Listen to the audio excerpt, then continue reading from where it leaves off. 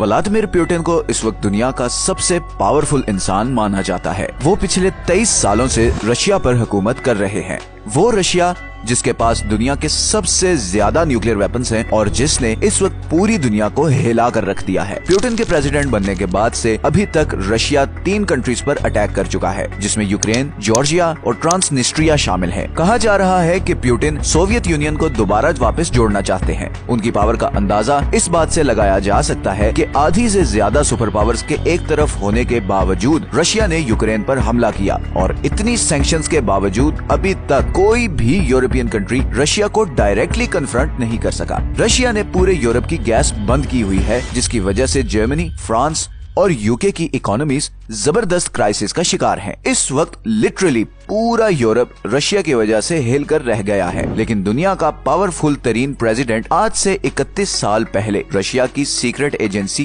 KGB में सिर्फ एक जासूस था। तो फिर ये जासूस दुनिया का पावरफुल तरीन प्रेसिडेंट कैसे बना और वेस्टर्न मीडिया पुतिन के इतना खिलाफ क्यों है? आइए जानते हैं। सच ये है कि इस वीडियो में पुतिन 1992 में रशिया के शहर सेंट पीटर्सबर्ग में एक गरीब फैमिली के यहाँ पैदा हुए। ये वर्ल्ड वॉर 2 के बाद का दौर था। सेंट पीटर्सबर्ग, जिसे उस जमाने में लेनिनग्राड भी कहा जाता था, वर्ल्ड वॉर 2 में मुकम्मल तबाह हो गया था। करीबन 30 लाख लोग मारे जा चुके थे। खुद पुतिन के फादर भी इस जंग में बहुत शदीद घायल हुए थे। पुतिन का बचपन बहुत ही मुश्किल था। गरीबी, भूख, हर वक्त जिंदा रहने की जंग। इन्हीं हालात ने पुतिन को एक बहुत सख्त जान फाइटर बना दिया। कहा जाता है कि पुतिन को शुरू से ही सीक्रेट सर्विसेज ज्वाइन करने का शौक था। 17 साल की उम्र में पुतिन ने रशियन सीक्रेट एजेंसी केजीबी में अप्लाई किया, मगर उम्र कम होने की वजह से उसे रिजेक्ट कर दिया गया। इस रिजेक्शन से पुतिन काफी डिसअपॉइंटेड हुए और उन्होंने 1975 में लेनिनग्राड की एक यूनिवर्सिटी में लॉ की डिग्री में एडमिशन ले लिया और वहाँ पुतिन की मुलाकात हुई एनाटोली सोबचैक से।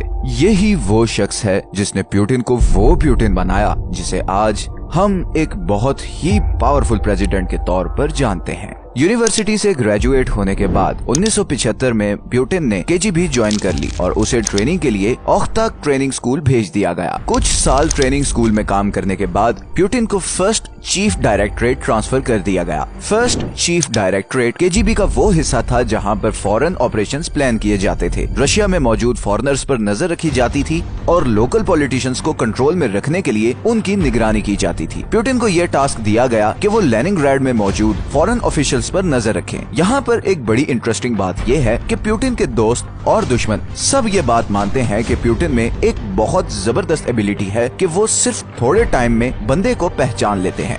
मतलब उनके अंदर किसी भी इंसान को रीड करने की बहुत जबरदस्त एबिलिटी है। वो सिर्फ कुछ देर ऑब्जर्व करके जान जाते हैं कि सामने बैठे इंसान का असल मकसद क्या है। कहा जाता है कि ये एबिलिटी उन्होंने इसी फर्स्ट डायरेक्टरेट में काम करके डेवलप की। कुछ ही सालों में पुतिन का शुमार सोवियत यूनियन के टॉप स्पाइज में होने लगा था। पुतिन को फ्रंट लाइन यानी ईस्ट जर्मनी में पोस्ट कर दिया गया, जहाँ वो पहली दफा सोवियत यूएस इंटेलिजेंस वॉर का हिस्सा बन गए। पुतिन यहाँ पर 1985 से 1990 तक रहे, मगर इसी दौरान सोवियत यूनियन के हालात खराब होते गए और बिल आखिर 1991 में सोवियत यूनियन टूट गया। इस सब अरसे में पुतिन के दिल में वेस्टर्न वर्ल्ड के खिलाफ नफरत मजीद बढ़ चुकी थी। 1991 में ही पुतिन को वापस लेनिनग्राड ट्रांसफर कर दिया गया। लेनिनग्राड वापस आने से पुतिन को दोबारा अपने प्रोफेसर एनाटोली सोबचैक से मिलने का मौका मिल गया। अब यहाँ पर एक ऐसा रिलेशनशिप बनने जा रहा था जो पुतिन को बहुत पावरफुल बनाने वाला था। 1991 में एक मिलिट्री कू के नतीजे में उस वक्त के सोवियत यूनियन के प्रेसिडेंट मिखाइल गोर्बाचेव को हटा दिया गया। पुतिन बहुत बारीकी से हालात भांप रहे थे और वो जान गए थे कि पावर किस तरफ जाने वाली है और इसीलिए उन्होंने फौरन केजीबी से रिजाइन कर दिया। दूसरी ही तरफ पुतिन के प्रोफेसर सोबचैक ने भी यूनिवर्सिटी छोड़कर पॉलिटिक्स में उतरने का डिसीजन लिया। उसी साल लेनिनग्राड में मेयर के इलेक्शंस थे। सोबचैक ये इलेक्शंस बड़ी भारी मेजोरिटी से जीत गया और उसने व्लादिमीर पुतिन को अपना डेप्यूटी अपॉइंट कर दिया। कुछ सालों में ही सोबचैक पर करप्शंस के एलिगेशंस लगना शुरू हो गए। 4 सालों में लेनिनग्राड में करप्शन और क्राइम रेट बढ़ना शुरू हो गया और इसी के नतीजे में सोबचैक 1996 का इलेक्शन हार गया। इलेक्शन हारने के बाद सोबचैक के खिलाफ क्रिमिनल इन्वेस्टिगेशन शुरू हो गई, लेकिन पुतिन ने अपने कॉन्टेक्ट का इस्तेमाल करते हुए मेडिकल ग्राउंड्स पर सोबचैक को पेरिस भिजवा दिया। पुतिन की इस लॉयल्टी को उस वक्त के रशियन प्रेसिडेंट बोरिस येल्टसिन ने भांप लिया। उन्हें ऐसा ही कोई लॉयल और और पावरफुल बंदा चाहिए था जो उनकी गिरती हुई पॉपुलैरिटी को सहारा दे सके। बोल्टसिन ने 1997 में पुतिन को मॉस्को इनवाइट किया और फिर 2 साल के अंदर ही पुतिन को रशिया का प्राइम मिनिस्टर बना दिया। बोल्टसिन पुतिन पर अंधाधुंध ट्रस्ट करता था और उसकी बड़ी ख्वाहिश थी कि उसके बाद पुतिन ही रशिया का प्रेसिडेंट बने। मगर उस वक्त एक बहुत बड़ा मसला ये था कि पुतिन को पॉलिटिकली कोई नहीं जानता था। सितंबर 1999 में रशिया के शहर बायनेक्स्क, मॉस्को और वोल्गोडोन्स्क में बॉम्ब ब्लास्ट हुए जिसमें 300 से ज्यादा लोग मारे गए। इन अटैक्स की रिस्पॉन्सिबिलिटी चेचन फाइटर्स ने कबूल की। पूरा रशिया हिलकर रह गया था। किसी को समझ नहीं आ रही थी कि अगला निशाना कौन बनेगा। ऐसे में पुतिन ने चेचन फाइटर्स से बदला लेने की ठानी। पुतिन ने टीवी पे आकर पब्लिकली ऐलान करना शुरू कर दिया कि वो इन अटैक्स में इन्वॉल्व एक एक बंदे को चुन चुन कर मारेंगे। सारी अवाम पुतिन के पीछे खड़ी हो गई। पुतिन की अप्रूवल रेटिंग 2% से जंप करके 45% पर चली गई। पुतिन के बहुत से क्रिटिक्स ये कहते हैं कि ये सब एक ड्रामा था जो पुतिन ने इसलिए किया कि उन्हें पब्लिक की सपोर्ट मिल जाए ताकि फ्यूचर में उनका प्रेसिडेंट बनना आसान हो जाए। रशियन आर्मी को मोबिलाइज किया गया और भरपूर ताकत से चेचनिया पर हमला कर दिया गया। चेचनियन शहर ग्रोजनी पर इतनी बमबारी की गई कि करीबन 80,000 लोग मारे गए। पूरा शहर खंडर बन गया और सिर्फ 1 साल के अंदर अंदर चेचनिया रशिया के कंट्रोल में आ गया। इस मिलिट्री स्टंट के नतीजे में पुतिन दिसंबर 1999 में होने वाले प्रेसिडेंशियल इलेक्शन में बहुत भारी अक्सरियत से जीत गए। अब पुतिन के मुखालिफ ये कहते हैं कि ये बॉम्ब ब्लास्ट पुतिन की गवर्नमेंट ने खुद करवाए थे ताकि वो ये मिलिट्री स्टंट करके इलेक्शन जीत सके। इन क्रिटिक्स के पास कुछ प्रूफ्स भी हैं, जैसे कि 22 सितंबर को रशिया के शहर रायाजान में एक अपार्टमेंट बिल्डिंग की बेसमेंट से कुछ एक्सप्लोसिव्स मिले। जब पुलिस ने बॉम्ब्स को एग्जामिन किया तो पता लगा कि उसमें वही बारूद इस्तेमाल हुआ है जो रशियन मिलिट्री यूज करती थी। पुतिन की गवर्नमेंट ने इन सब एलिगेशंस को रिजेक्ट कर दिया, मगर इसके साथ ही एक खौफनाक चीज ये हुई कि जो भी जर्नलिस्ट या इन्वेस्टिगेटर्स इन बॉम्ब ब्लास्ट पर काम कर रहे थे वो सब एक एक करके मारे गए। इसकी सबसे बड़ी एग्जांपल है Alexander Litvinenko, Russian secret agency KGB का एक ऑफिसर, जिसने पब्लिकली ये कहा कि इन बॉम्ब ब्लास्ट में चेचन फाइटर्स नहीं बल्कि खुद पुतिन इन्वॉल्व था। अलेक्जेंडर को चंद दिनों बाद ही लंदन में उसके अपार्टमेंट में कत्ल कर दिया गया। खैर, मई 2000 में पुतिन ने रशियन प्रेसिडेंट ऑफिस संभाल लिया। पुतिन के पहले टेन्योर के दौरान रशियन इकोनॉमी ऑन एवरेज 7% की ग्रोथ से बढ़ रही थी और उसकी बड़ी वजह थी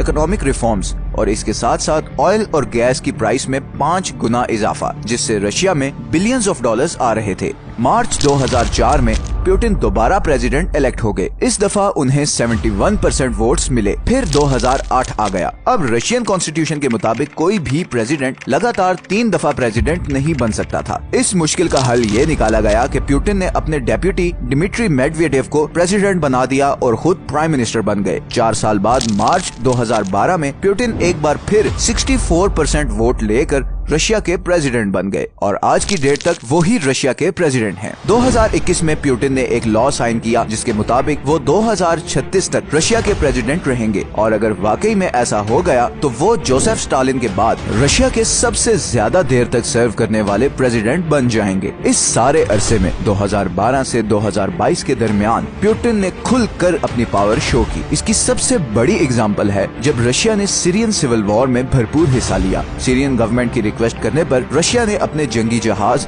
और हथियारों से बशार अल असाद की गवर्नमेंट की बहुत मदद की। आप पुतिन की ताकत का अंदाजा इस बात से भी लगा सकते हैं कि अमेरिका और यूरोपियन यूनियन चाहकर भी बशार अल असाद का तख्ता नहीं उलट सके, क्योंकि उसके सर पर पुतिन का हाथ था और इवन आईसिस को कुचलने में भी पुतिन ने सीरियन गवर्नमेंट की बहुत मदद की। फिर 2014 में यूक्रेनियन आइलैंड क्राइमिया और सेवेस्टोपोल को वापस रशिया में शामिल कर लिया गया। इसी तरह 22 दिसंबर 2020 को पुतिन ने एक बिल पे साइन किया जिसके मुताबिक रशिया के सारे एक्स प्रेसिडेंट्स को किसी भी कोर्ट में ट्रायल नहीं किया जा सकेगा। सब एक्स प्रेसिडेंट्स को लाइफ टाइम इम्यूनिटी दे दी गई। अपने टेन्योर के दौरान प्रेसिडेंट जो मर्जी करता रहे, प्रेसिडेंसी से उतरने के बाद उसे कोई हाथ नहीं लगा सकेगा। फरवरी 2022 में पुतिन ने रशियन आर्मी को यूक्रेन पर अटैक करने का ऑर्डर दे दिया। यूक्रेन पर हमला करने की क्या रीजंस थी ये हम पिछली कई वीडियोस में बता चुके हैं, मगर इस जंग के असरात पूरी दुनिया पे पड़ रहे हैं। यूरोप में इस वक्त गैस और ऑयल ना होने की वजह से जबरदस्त क्राइसिस आया हुआ है। ग्लोबल इकोनॉमीज कोलैप्स कर रही हैं, पावर फोकस शिफ्ट हो रहे हैं। सदियों से अमेरिका का दोस्त समझा जाने वाला सऊदी अरब अब चीन और रशिया के साथ दोस्ती बढ़ा रहा है और इस पे हम एक वीडियो भी बना चुके हैं। इस सारे चेंज और केओस के पीछे एक इंसान का हाथ है और वो है व्लादिमीर पुतिन। पुतिन रशिया को दोबारा 1990 से पहले की पोजीशन पर लाना चाहते हैं, मतलब United Russia, United Soviet union. World war 2 के बाद जो कुछ रशिया में हुआ था वो उस सब का कसूरवार वेस्ट और अमेरिका को समझते हैं और इसीलिए वो हर कीमत पर उनसे बदला लेना चाहते हैं। वेस्टर्न मीडिया पुतिन की इसी एंटी वेस्ट नफरत को जानता है और इसीलिए